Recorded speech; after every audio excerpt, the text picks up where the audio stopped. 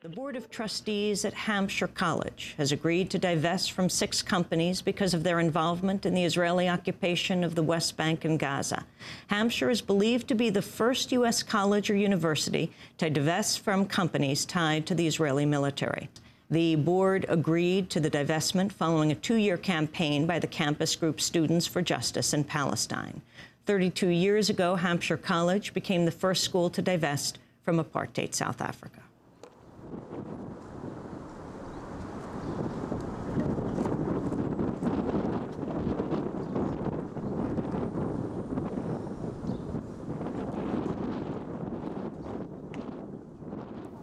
It just sucks. I hate guns. Just like... What's the point in holding a fake gun then? Why are you doing that? I mean, it's part of a kind of like, street performance type thing where we're just trying to simulate vaguely what it might be like to actually be Palestinian and, be living in the territories where there's walls like this and checkpoints blocking your movement, your ability to go places, go to the hospital, your job or whatever. So this is, we tried to make it look, pretty fake, but just to simulate the idea of like going somewhere, trying to get somewhere and having not like even a policeman, but a soldier actually come up to you. A soldier with like an M16 come up to you and like demand your identification and have the complete right to search you or even turn you away. So what we've been doing is giving people Israeli or Palestinian passports randomly. And if they have Israeli passports, we let them through and we tell them, if you had gotten a Palestinian passport, you would have been stopped. If they get a Palestinian passport, we stop them, we explain to them like what it's like to try and get around in the territories, and then we tell them to go around. Some of them just still go through, but... 7 these 2? Yeah. Okay. And what's going on underneath?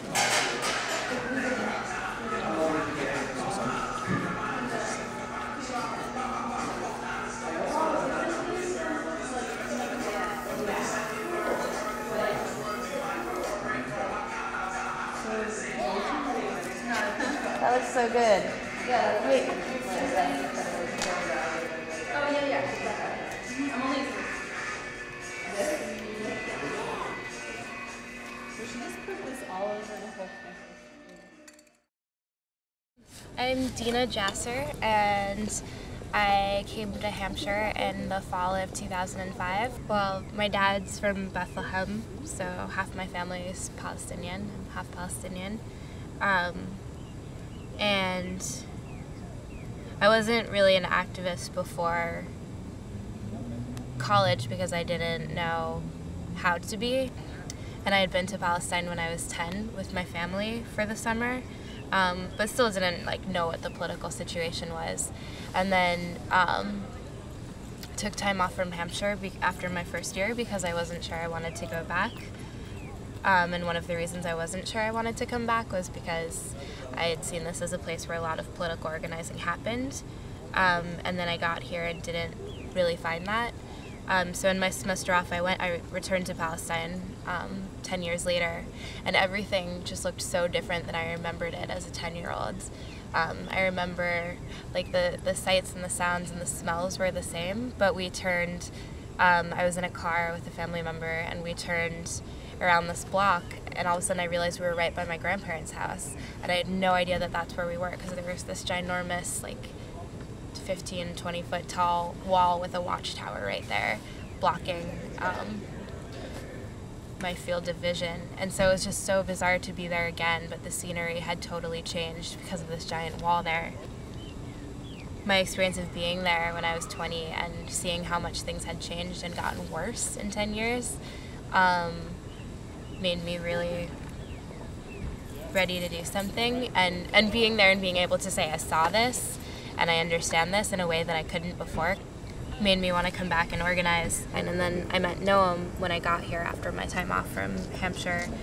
And having another person who cared a lot and was willing and ready to dedicate energy to helping people in the U.S. understand what the occupation was also really motivated me.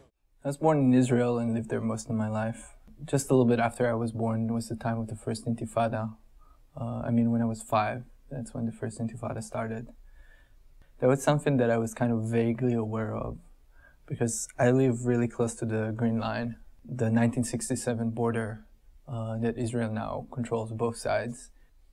Just before having to make the decision of going to the army, that's when the second Intifada broke out. And I was becoming disillusioned of this peace process. And that was the time where I decided to refuse to serve in the army. You know, I refused, I spent time in prison for refusing.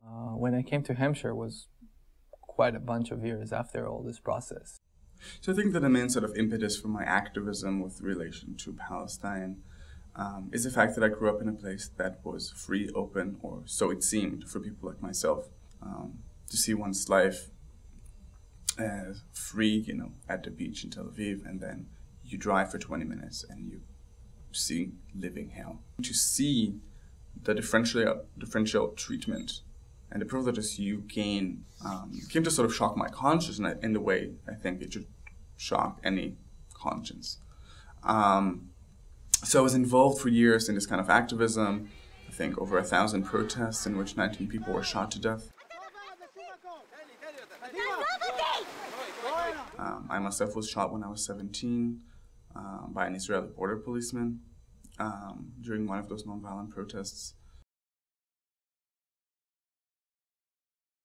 But for someone in the U.S., and this is the way I've sort of come to view it for myself, of course, implicitly by paying taxes, we're funding this apartheid system or this occupation. So, like, already materially, you're directly connected to it if you live here. As someone living in the West with all this privilege and all, you know, going to an institution of higher education, at the very least, to actually like take up that ethical call in the best way you possibly can and being honest about it.